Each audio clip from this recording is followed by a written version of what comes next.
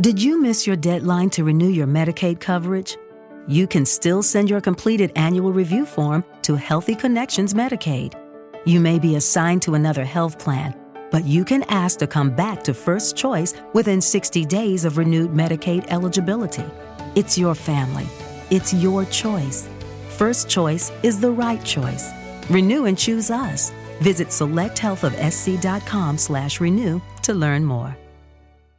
All right, here we are. You promised yourself you'll get fit and healthy. 2024 is going to be different, right? But why is it different? Because you've got Body on your side. That's Body with an I, the health and fitness app that is proven to deliver results. Whatever that goal is in front of you, we're sprinting towards it right now. Our subscribers lose 5 to 10 pounds in their first month, and we think you will too. Let's make this your year. There's even a home gym starter kit, a $100 value, free when you sign up for a year of Body. This is the training that's going to get you the results. And Body has over 120 structured home workout programs. No matter how experienced you are or what you're into, there is a program that will work for you. And Body has the largest fitness community on the planet. There are literally thousands of success stories. Nobody does results better than Body. And right now, when you sign up for a 1-year Body membership, you'll get a $100 home gym starter kit for free. Listen, if you don't succeed, you get your money back and keep the $100 in equipment as Body's gift just for trying. Sign up today at Body.com. That's bodywithanI.com.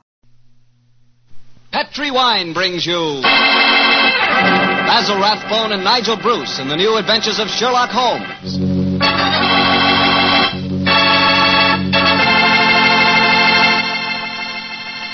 The Petri family, the family that took time to bring you good wine, invites you to listen to Dr. Watson tell us another exciting adventure he shared with his old friend, that master detective, Sherlock Holmes.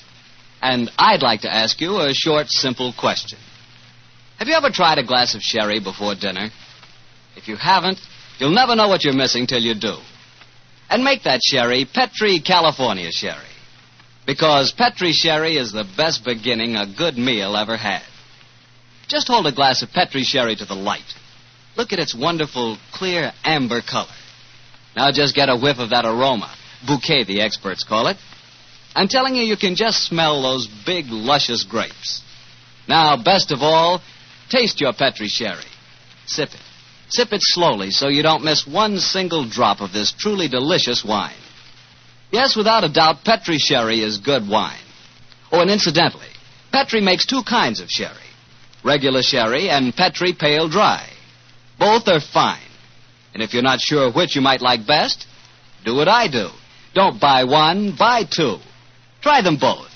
And serve them proudly because the name Petri is the proudest name in the history of American wines.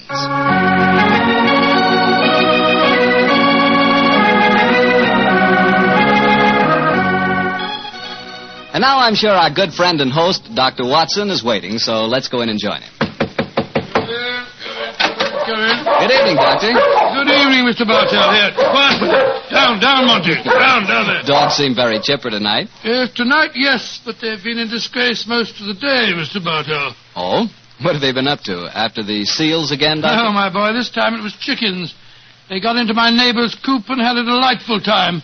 Fortunately, there were no casualties, but I'm afraid that my good neighbor policy has suffered a slight diplomatic strain.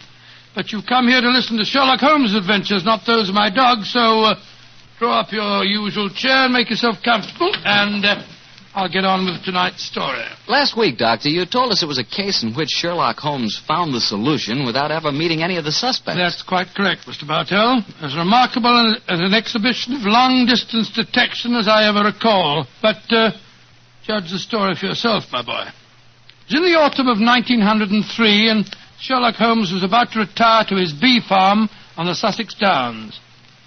I must confess, Mr. Bartell, that my heart was heavy during those last few weeks we spent at Baker Street. I thought of the countless adventures that we'd shared together. I remembered those many evenings of quiet comradeship and companionship. A fire blazing away on the hearth as Holmes lay back in the shadows playing his beloved violin. And then, Mr. Bartell, as so often happened, there'd be a violent jangle on our doorbell, and some wretched soul in misery would be standing before us and pouring out his troubles. Suddenly the violin would be discarded, and Holmes the dreamer would become Holmes the man of action. Come, Watson, the game's afoot, he'd say. And in a few moments later, we'd be rattling off in a cab through the foggy, gaslit London streets. Yes, Doctor, I can imagine it was pretty hard for you to leave Baker Street. It was, Mr. Bartell. However, as it transpired, there was one more adventure awaiting us before we left. A few days before the actual move, I persuaded Holmes to take an afternoon off from his packing and accompany me on a visit to the laboratory of an old friend of mine, a Professor Jean Boulin. He was an eminent French scientist engaged in very important work at the London University. Oh, by the way, this was at a period, Mr. Bartell, when radium was something extremely new and extremely rare. The university had just acquired a minute but invaluable portion of the element, and Professor Boulin was in charge of the research connected with it.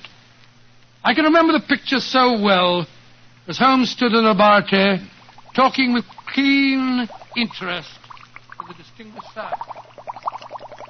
Amazing, Professor Boulin. Quite amazing. Think that this tiny leaden vessel contains one of the most precious substances in the world. Yes, Mr. Holmes. We have a great deal to thank Madame Curie for. This new element may force us entirely to revise our concepts of all physical structure. Your research is a great responsibility, Boulin. It is, Watson. I must confess that I wish the authorities here would give me a freer hand. I foresee such infinite possibilities in the use, particularly the medical use of radium. But my conservative superiors seem to regard it only as a toy, a scientific curiosity. Limit your experiments accordingly, I suppose. Exactly. I'm given no opportunity to do anything that's in the least radical. Must be very disheartening. How can research ever get anywhere along those lines? It is a great misfortune, Holmes, that you've determined to retire to your bee farm. This project we could use such an analytical mind as yours. You flatter me, Professor. How many assistants do you have working with you, Boulin? 3, but none of them are very inspired, I'm afraid. Well? My best assistant is a man named Barker. He's a little on the conservative side, too. But he is extremely adroit. The other 2, a young man called Taylor and the girl Gladys Hughes. They mean well. But gauche, I fear, is the only word to describe them. Why do you laugh, Boulin? I was just amused to observe that in describing my assistants, I chanced to be literal as well as figurative. It's odd that random symbolism can sometime... but never mind that. You would like to see the rest of the laboratory? Yes, indeed we would. Thank you very much. I have some extraordinarily interesting photographic plates that record the emanations of radium. They're over here. I think you will find them most fascinating.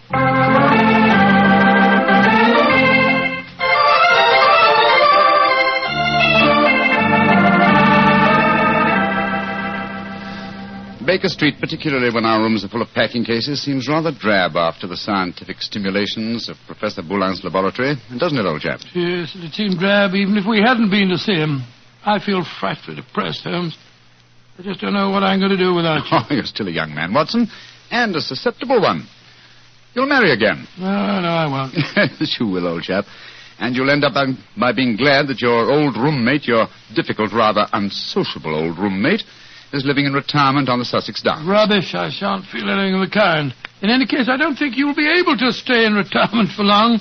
Your mind is much too alert to be satisfied by being a sort of midwife to a bunch of beastly bees. Oh, dear Watson. I feel that you'll never eat honey again. Yes, you can laugh, Holmes, but I could see how excited you were when Boulin suggested that you might help him with his radium experiment. Flattering suggestion, I must admit, my dear fellow. Just the same, Oh, now, who the devil's that? From the urgency of the tug on the bell pull, I'd say that it was a client. And go and head him off, will you, old chap? Yes, I'll do my best. Oh, Watson, explain that I'm no longer in practice. Too late, Holmes. He's brushed past Mrs. Hudson. Here he comes rushing up the stairs. Oh, confound it. I beg your pardon, sir, You, but... Mr. Sherlock Holmes? No, I am not Sherlock. Then you must be Mr. Holmes. That is my name, sir. But may I ask what accounts for your rather whirlwind entrance? My housekeeper, Mrs. Hudson... I haven't any time to consider etiquette. My sister Gladys Hughes has vanished. Vanished into thin air. You've got to find her for me, Mr. Holmes. I'll pay you any fee you name, but you've got to find her. Mr. Hughes, I'm extremely sorry that your sister has vanished, but I'm afraid that I can do nothing to help you. I'm retiring. I'm giving up my practice. If you won't help me, I'll go to someone who will. That's exactly what I mean, sir. I suggest that you go to the police, or if you insist on a private investigator, I can strongly recommend Mr. Martin Hewitt.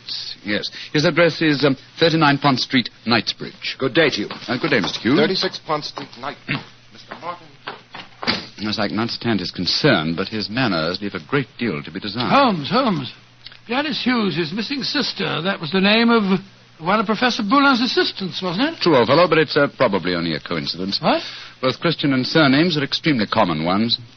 Well, I have a feeling that it may not be a coincidence. Oh, come now, my dear fellow.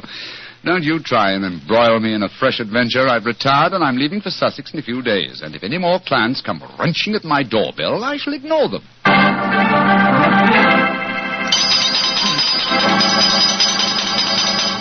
But, Mr. Holmes, you've got to help me. My son, Geoffrey Barker, has disappeared. I'm sorry, Mrs. Barker, but I'm afraid I'm... Holmes, Geoffrey Barker was the name of Professor Boulin's chief assistant. Watson, please believe me when I say that I'm not to be inveigled into any further...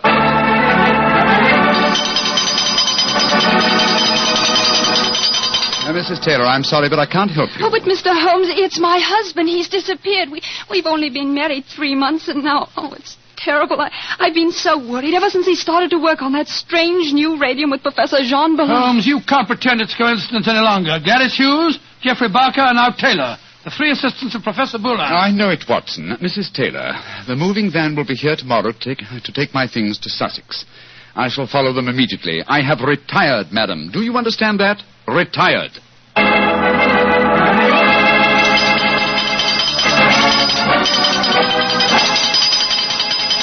Yes, another telegram for you, Holmes. That'll be the 4th today. Why won't Scotland Yard leave me alone? Well, it's a pretty strange business. 3 people engaged in research of this new element radium have all disappeared within 48 hours.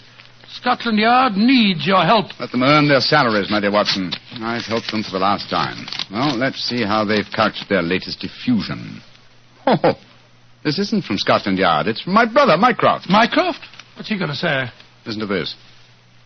Now Professor Boulin has disappeared. Great Scott. And the radium with him. Surely the pattern is obvious, Sherlock. Radium must be found, could solve the problem for you, but I'm too lazy. Consider what a flashy case for you to retire on. Regards, Mycroft. The old devil. Holmes, this is shocking. My old friend Boulin has disappeared. Yes, Watson, and now my brother asks me to investigate. The pressure becomes irresistible. Very well, I bow to fate and postpone my retirement for a few hours. Good man, Holmes. You know you'll never really retire. Let me see. As Mycroft says, there's an obvious pattern in this case. Our first step, of course, will be to interview all the doctors who treat patients without charge. Why? Well, surely that's obvious. Well, it isn't at all obvious to me. I don't know why you always leave me in the dark. Well, what makes you laugh? Being left in the dark, it's just like the old times, isn't it, Holmes? Come on, old fellow, let's go. The game's afoot.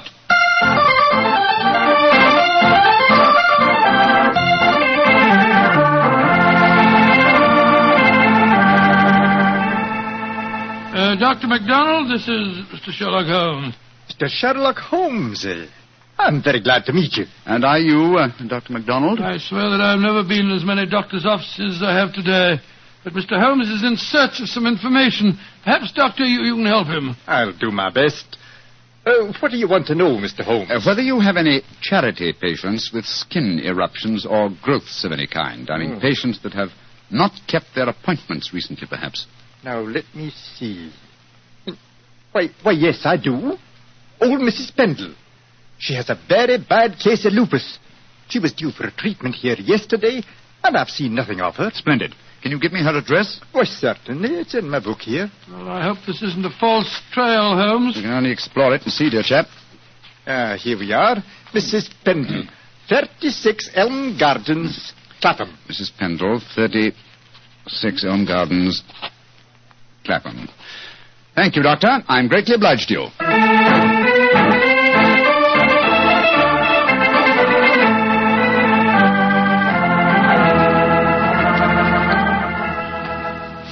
Getting restless, Watson? Yes, I am a little. We've been waiting outside Mrs. Pendle's house for over an hour. Why don't we knock on the door and see if she's at home? Oh, no, my dear chap. We mustn't frighten her. I hope that she's going to lead us to our quarry. You see... Shh. Front door's opening. A woman's coming out. Yes, it's Mrs. Pendle, beyond doubt. Look at that bandage around the upper part of her face. Hello, she's turning down the street. We're going to follow her, I suppose. Naturally, but let's give her a start, shall we? We don't want her to spot us. Well, while we're waiting, perhaps you'll clear up 1 or 2 points for me. I'm still very much in the dark. With pleasure, old chap. What puzzles you? Well, one of the things that Come on. What? We've given her enough of a start. Let's follow her. Oh, very well, very well. But look here, Holmes. You asked me what I didn't understand. 2 things puzzle me. What did Mycroft mean by the pattern of the case? And why are we following a poor sick old lady through the London streets? I'll answer the first question, and I think the answer to the second will be self-apparent. The pattern of the case is clear. Professor Boulin and his 3 assistants have vanished together with Irradium, but their disappearances were not simultaneous. Had they been so, it would have been a transparent case of theft. But with the disappearances gradual rather than simultaneous, the emphasis has been subtly shifted. Yes, I can see that, Holmes, but what do you suppose is at the back of the whole business? Can't be a simple case of theft. Radium is enormously valuable, but it'd be hard stuff to sell again. Not to an unscrupulous criminal with a knowledge of medicine, Watson. My own theory, and I admit at the moment that it's purely a theory, is that Professor Boulin was worried because he was so hampered in his research. You'll remember that he stressed his great faith in the medical values of the new element, radium. Yes, he did. It's more than possible that he places the rights of science above the rights of property, that he's determined that he and his group will carry on their invaluable research unhampered by the conservative restraints of the university. I see what you mean, Holmes, but how does Mrs. Pendle, the poor woman that we're following, enter the picture? Because one of the chief lines of radium research on the continent so far has been with her sort of trouble.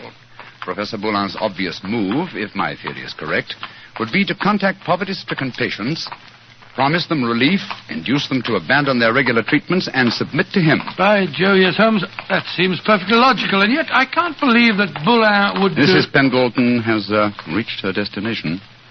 She's turned down a driveway. Yes, she's walking up to what looks like a deserted warehouse. Hurry, old chap. Don't let her out of our sight. She's opened the door without knocking.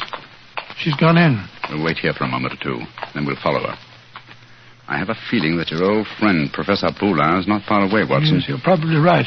But I hope we can do something to protect him from the consequences of what he's done. It might easily mean the finish of a brilliant career. I'll do everything in my power, but you know as well as I do... Shh, look. Mrs. Pendle's coming out again. Yes, and she's in trouble. Come on. Mrs. Pendle, what's wrong? I don't know how you know my name or who you be, but you ask me what's wrong. They tell me to come here to this address, and I find a doctor who'd help my face. I comes here, and what do I find? What did you find, madam? A corpse, sir. That's what I find. A dead man lying there in a great pool of his own blood.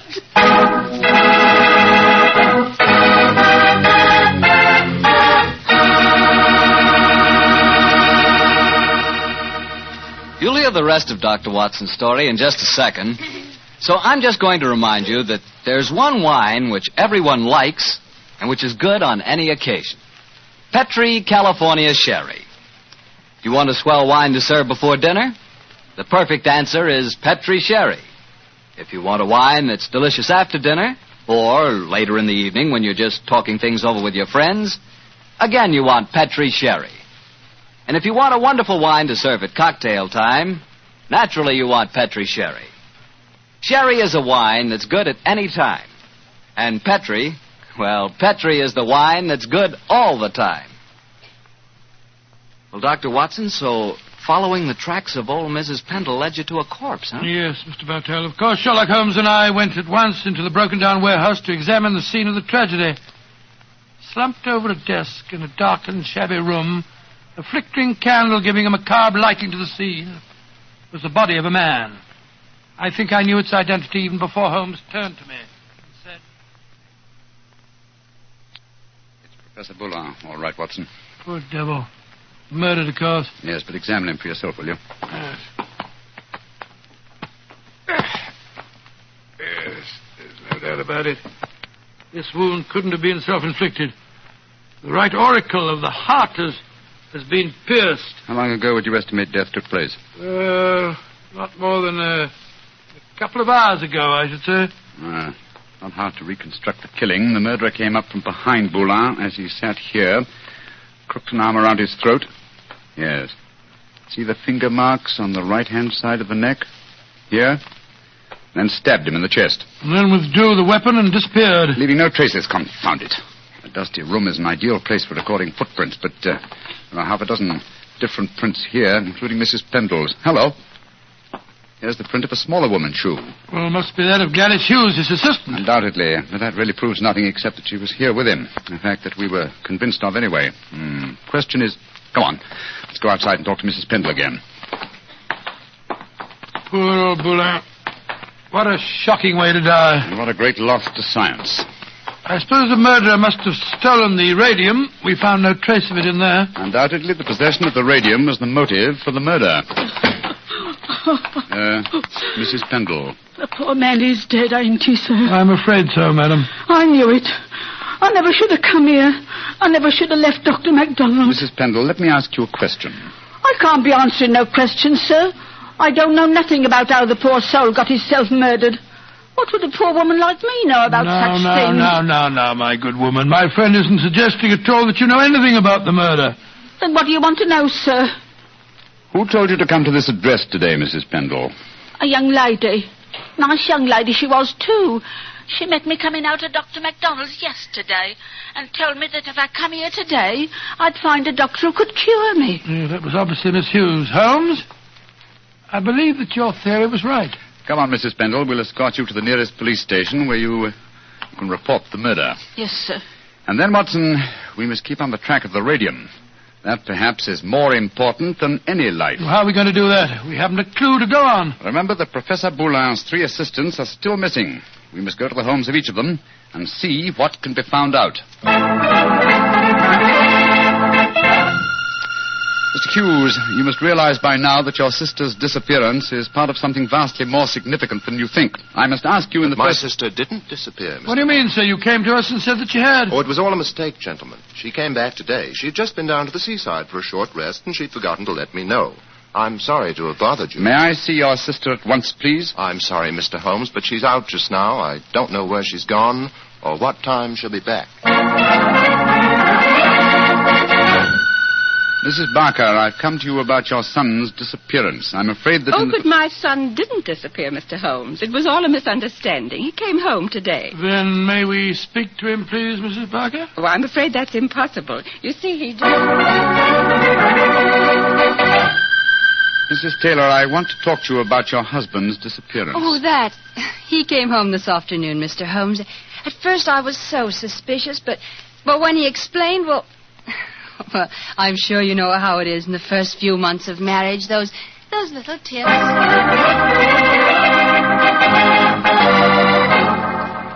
Confound it, Watson. We're no nearer the solution. And meanwhile, here we are back in Baker Street to find that the moving van has taken all your things off to Sussex.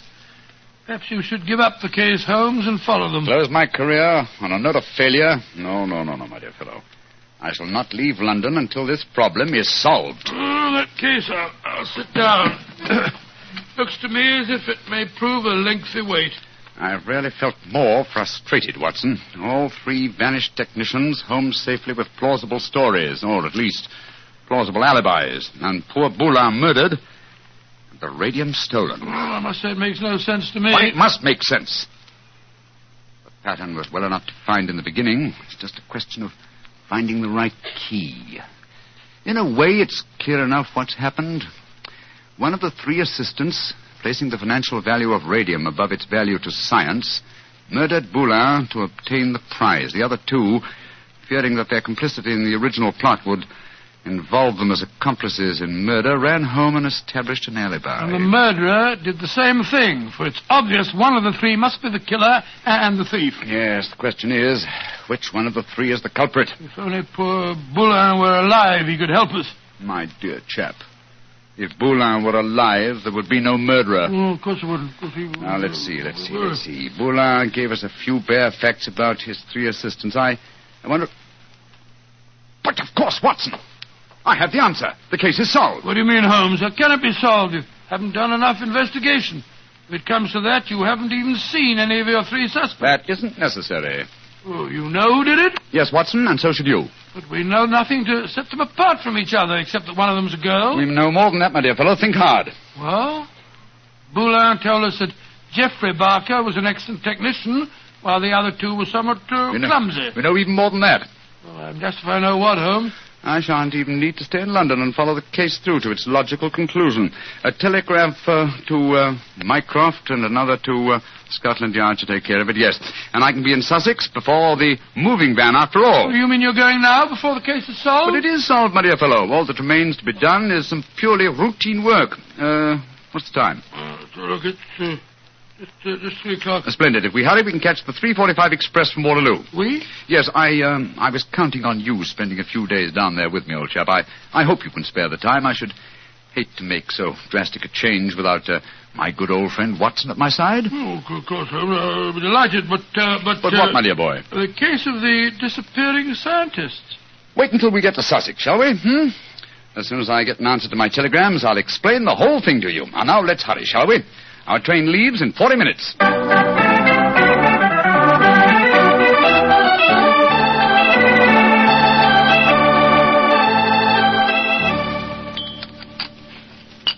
More tea, Watson? Thanks, old boy. Peaceful down here, isn't it? Extremely. At the moment, I must confess, I find it rather nerve-wracking. Oh, why? You know why, Holmes. I want you to open that telegram and tell me if your solution to the Boulin case was the correct one. Very well, my dear chap. Let's see. What is it? It's from Mycroft. Listen. Murderer arrested and radium recovered. Well done, Sherlock, though you took longer than I expected. Regards, Mycroft. Congratulations, Holmes. And now perhaps you'll condescend to tell me how you solved it. Don't be angry with me, old chap. I only wanted to make sure that my solution was correct. You remember the nature of the fatal wound on Boulin's body? Of course. He'd been stabbed through the right auricle of the heart. From behind. Proving that the murderer was clearly right-handed. Oh, what does that signify? Almost everybody's right-handed. Oh, no, not in this case. If you recall, Professor Boulin said that Geoffrey Barker was adroit, while his other 2 assistants were gauche. Then he laughed because he said his remark was true both literally and figuratively. I still don't see what I was talking about. Oh, come now, Watson, come. Gauche. Think of the origin of the word adroit. Adroit. Droit is the French word for right. And gauche is the word for left. Meaning the 2 gauche assistants were left-handed, and therefore only the adroit, the right-handed Barker, could have inflicted the fatal wound. I see it now, Holmes. You know, if you'd remembered that mark of Boulin's at the time we found his body, you could have solved the case much sooner. That's true, old fellow, very true. And when my old friend Watson points out that my memory is failing and my mind sluggish, then I know that my retirement has been postponed for far too long.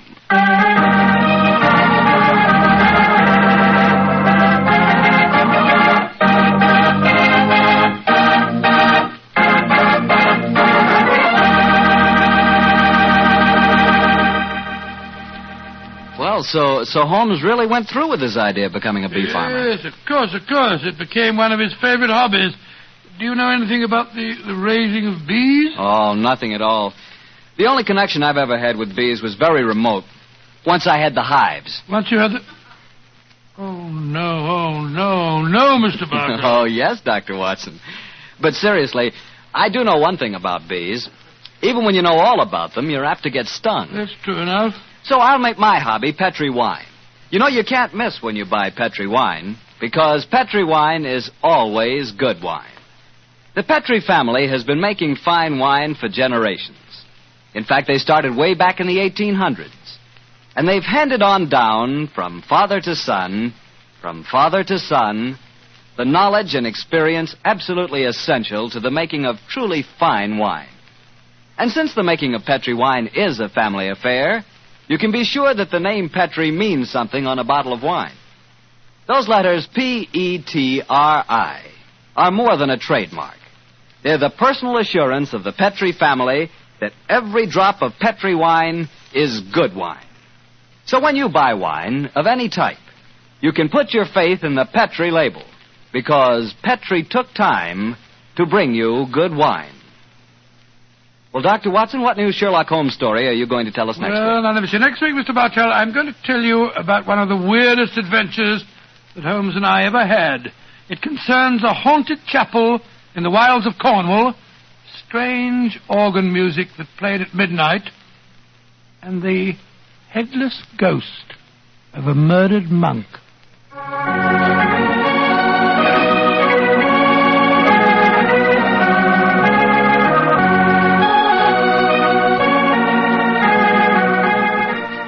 Tonight's Sherlock Holmes adventure was written by Dennis Green and Anthony Boucher and was suggested by an incident in Sir Arthur Conan Doyle's story, The Reigate Puzzle. Music is by Dean Fossler. Mr. Rathbone appears through the courtesy of Metro-Goldwyn-Mayer, and Mr. Bruce through the courtesy of Universal Pictures, where they are now starring in the Sherlock Holmes series.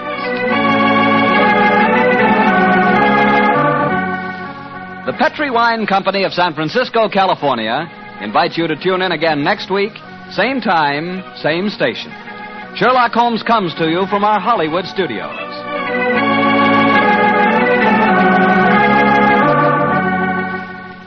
This is Harry Bartell saying goodnight for the Petri family. What's the easiest choice you can make? Window instead of middle seat? Picking a vendor who sends a great gift basket? Outsourcing business tasks you hate? What about selling with Shopify?